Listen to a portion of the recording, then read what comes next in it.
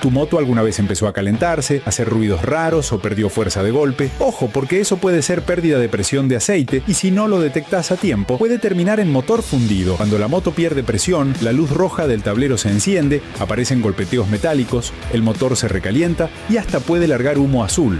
Todo eso pasa porque las partes internas están trabajando sin la lubricación correcta. Y acá va algo que casi nadie sabe. La presión también puede caer aunque el nivel de aceite esté bien. Cuando el aceite está viejo, quemado o muy fino, pierde viscosidad y ya no puede mantener presión. Por eso no alcanza con que tenga aceite.